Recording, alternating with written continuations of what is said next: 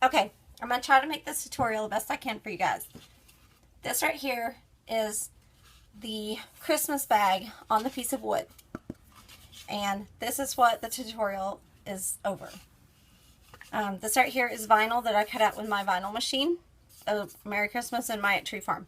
Everything else is the Christmas bag. Now, this is the bag itself. I bought this bag at Dollar Tree, and it's a Christmas bag. Just a plain old Christmas gift bag.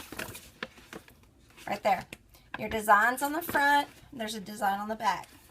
This one is the same design. This is actually the back of the truck. So what you want to do is you want to cut it like this. You're cutting the seam right here. You're cutting below it, and you're cutting the other side. And then this is what you will have. I just took the string out of it. So this right here is what you're going to be working with.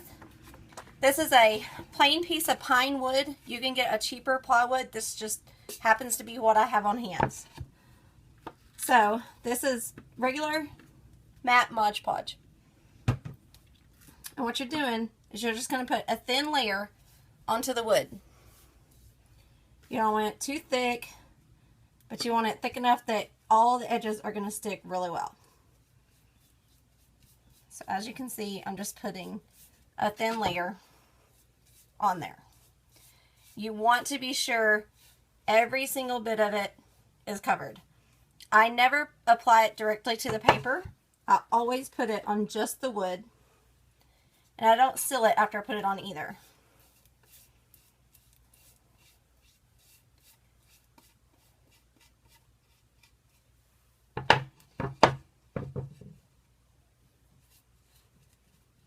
Sorry, this takes a little bit of time. And see these things from where the Mod Podge stuck? You want to get those out because they will show up when you put it down. So anything that's stuck to the glue itself, try to get out of there. So as you can see, it's just a thin layer all the way, covering all the corners, all the edges, and everywhere I've touched, I will go back and fix before I put it on. So then you're going to take your bag and you're just going to line it up however you want it on your board. Now, you can see I have it up too high because I can see through the holes. I want those holes off of it. So I'll pull it up. And then I'm just going to line it up, make sure it's nice and even before I press it down. Or best I can get it anyway. I leave a little bit of edge on mine all around it. Or I'll probably actually end up pulling that up some more. But I'll leave a little bit of edge on mine all around it, and I'll show you why in just a second. And pull this up just a tiny bit more. And it's starting to stick already, so you got to work kind of fast when you do this part. Okay, now this is a Bondo spreader. I got this in the paint department at Lowe's. What I use it for is to smooth it out. So I start in the middle and I pull it down. And I do that all the way across the board, all the way to the edges. And then I go up. Do it all the way across the board, all the way to the edges. And I'll probably run this across several times just to be sure it's nice and flat. You're squeezing out all the excess Mod Podge that's in there because you don't want it to stay under there, and that's what causes it to bubble and wrinkle. So you don't want that. So you want to sit here and spread it all out. Now, we'll flip it over, and on the back you can see where it's seeped out around the edges. We're going to clean that up. So what we're going to do is cut this off so you can't have all the excess glue because it won't cut right. So you just want to take a paper towel, run it along the edge, clean all that up real good.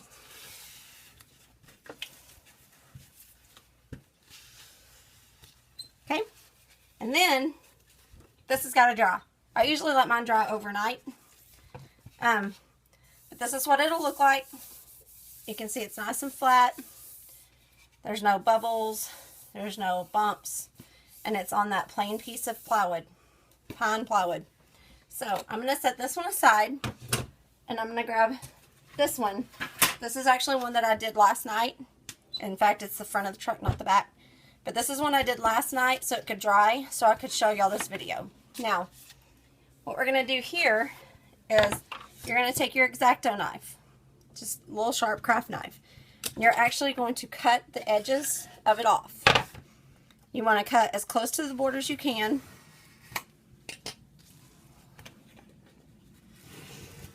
And get all that paper off of it, all the extra paper.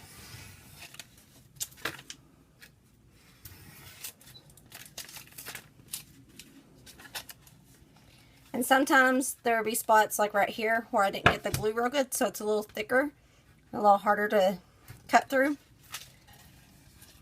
You just might have to cut it a couple of times. Okay, now then, throw that away. Sorry. Okay, so we have the board now. Now I have a hand sander here. To be honest with you, I don't know what grit it is. I know it's not, oh, it's right there. Never mind. It's a 220. So this is what I use. Now I will go back and I will sand the edges like this.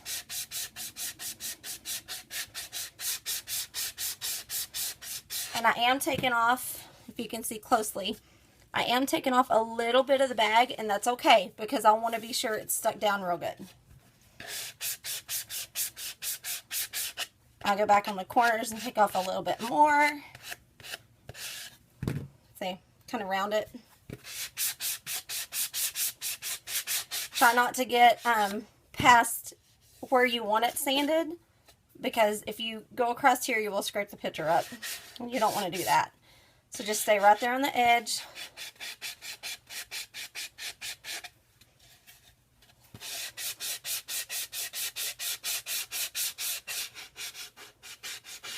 If you have an electric sander, this probably would work.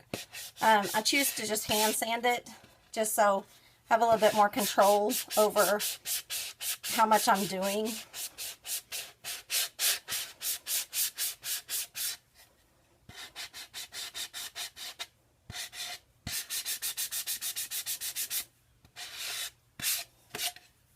Okay, now you have a nice clean a nice clean sanded edge across there. I'm going to wipe off all this extra dust because I don't want it on when I start painting. Now then, I don't want the wood showing, so what I do is I use Waverly chalk paint. This is from Walmart. This color happens to be mineral. It's more of the brown color, like the antique brown. You can use any color you want. This is just the color I chose because I wanted it to have that kind of old look, that brown look. And then I go and I just paint the edge solid, this part right here.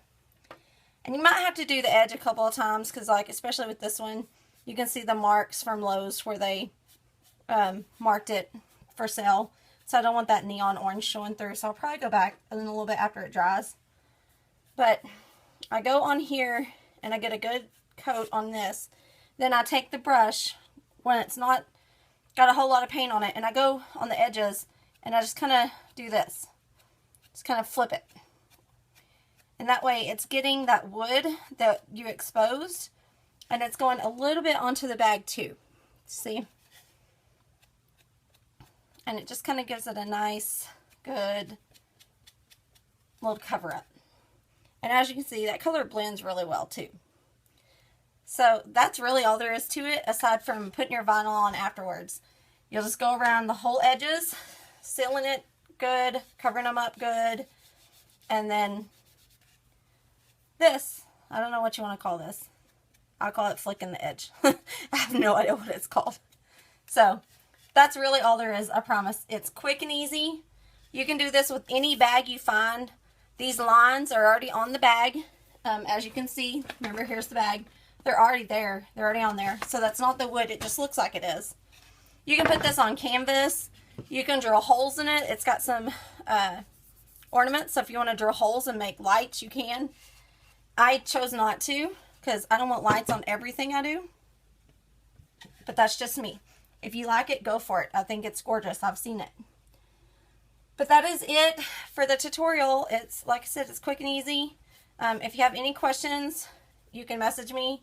And if you do like I just did and get too much paint on it, boom, wipes right off. So anyway, just holler if you need anything. Thanks, y'all. Hope this helps. Bye.